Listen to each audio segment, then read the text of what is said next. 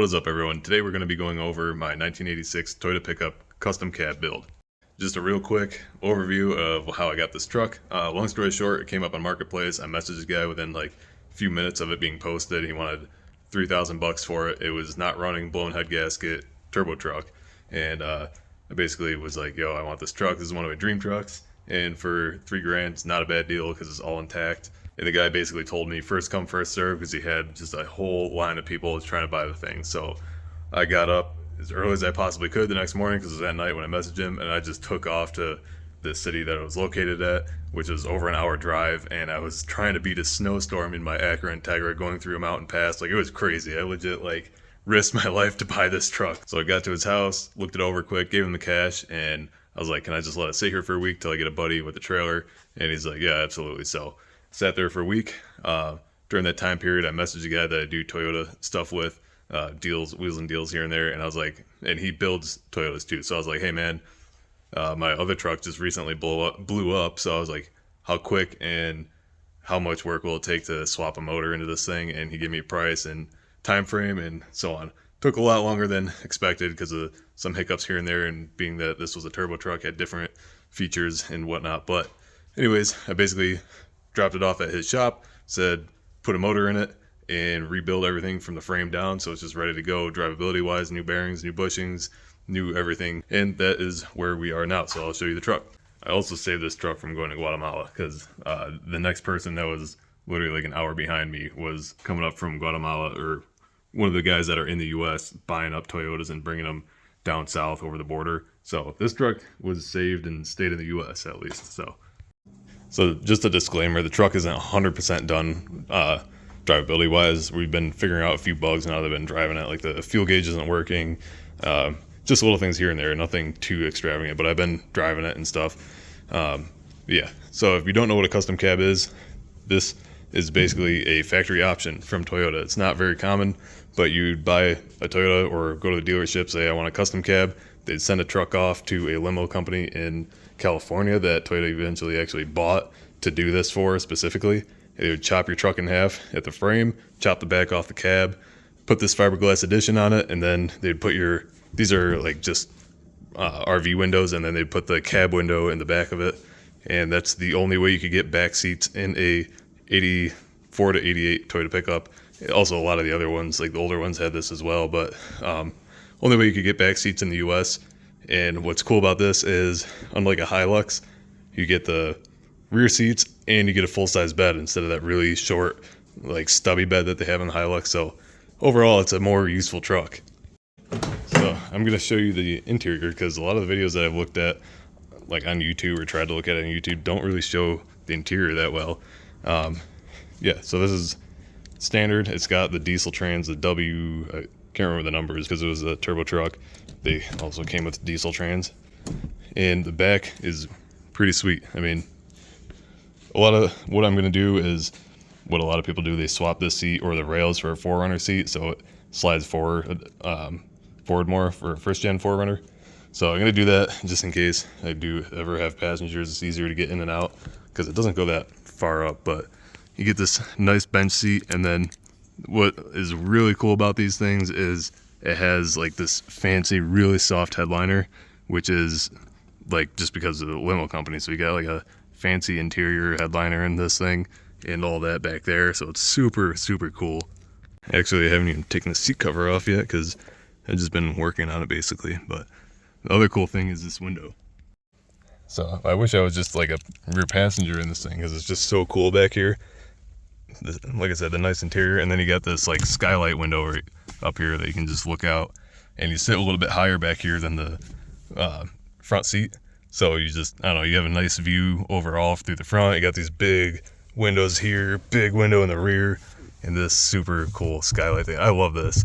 And they did have a flat top version, like a slick top, that didn't have this bump up, but I do like this more. It's weirder looking, and it's also just, you get more headroom back here. And this seat has like they put blocks under it. That's like a common thing to do, so you have a little bit more leg room because you, instead of like sitting down low, you're up a little bit. And I'm 6 foot tall, and even with those little risers, I have plenty of headroom up here still. So yeah, they're designed really weird, but really efficiently.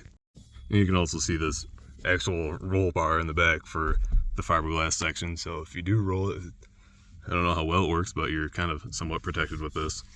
So this thing does have 226,000 original miles. It's got the turbo cluster, but don't have a turbo in there anymore. And it is a salvage title truck, so, or rebuilt salvage title, so it was inspected and all that. I actually went through the Carfax and paid for it and whatever, and the only reason it was salvage title is because it got put in a ditch once and then hit a deer. So it was just cosmetic damage. That's why the front is all ugly. There's no frame damage. There's no core support damage or anything under the hood. So it's a straight truck. It's just, you know, the value of this to an insurance company is like $1,000 or something, and a new front end and paint would cost more than that, so they totaled it. Now, I forgot to mention earlier that I only paid $2,500 for the truck anyways, but some might think it's too much, but I think it was a heck of a deal, especially with how rare these trucks are and how straight this was. The frame is clean on it as well. So the frame is completely solid, and you can see right here where they did that frame extension part, and dude, this thing is beefy. Like, this is so thick. The frame is probably stronger than the factory one, but yeah, super clean, and just minus the typical bed route that they all got. Pretty sure this bed was swapped from another vehicle too, because just like the decals and stuff, there's no sign of anything matching. But I do have a cleaner bed for it out back that I've been waiting to put on until, probably gonna wait till next year, because I want to get through the winter without worrying about someone hitting me. Another thing too, this truck was sitting for several years. It was last serviced in 2018, and it sat in the guy's lawn ever since until I bought it about a year and a half ago. So yeah, save this truck from rotting away and getting shipped off to Guatemala. So now you're probably wondering what's under the hood, so I'll show you what motor he swapped in there for me. So under the hood we have a 3RZ. So this is the motor out of like a first gen Tacoma, the 4-cylinder.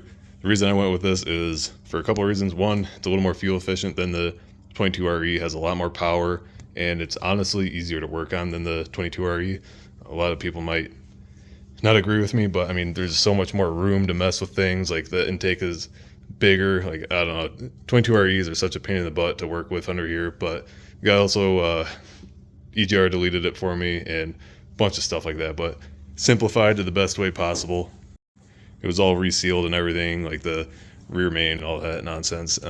So yeah, it's just junkyard motor. The motor has about 180,000 on it, which isn't terrible. These are also million-mile engines, like the 3.4 22RE and the 2.7 3RZ. So yeah, it is independent front suspension, being an 86, which was one of the difficulties he was having swapping this engine into the truck, because he's used to like solid axle trucks. He had to get a different oil pan. He actually had to modify 2 oil pans together and this and that. It was just a lot of details, but figured it out. It's running and driving now, and they're actually ordering an oil pan, the proper one, to swap on here eventually. But yeah, overall super cool truck. So both of these are wrong. It's not a turbo truck anymore, and it's not a 22RE. That's just the plate off my 85 that I had. Anyways, let's go for a quick drive and we'll go from there. I'll go over kind of the future plans and future upgrades we got for this truck. I actually have a bunch of stuff in the shop right now ready to go on this thing. So yeah, we'll take it out around the block quick.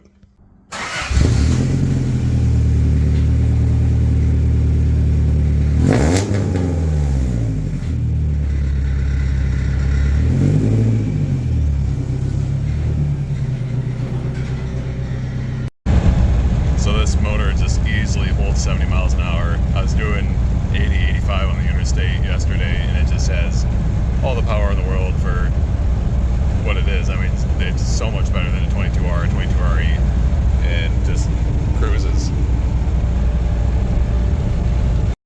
And the transmission is, I believe it's a W56 was the code. W56 trans. It's the like heavy duty Toyota transmission.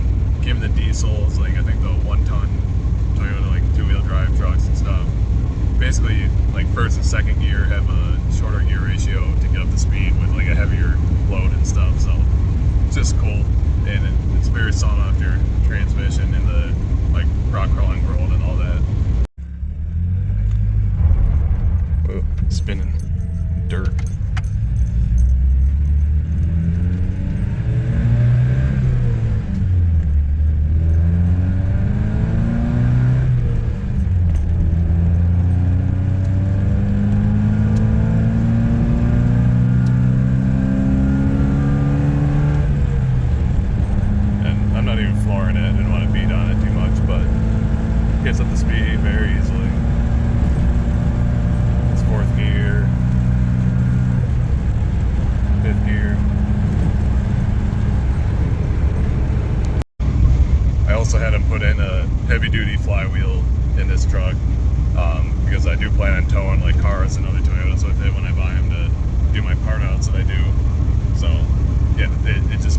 real smooth.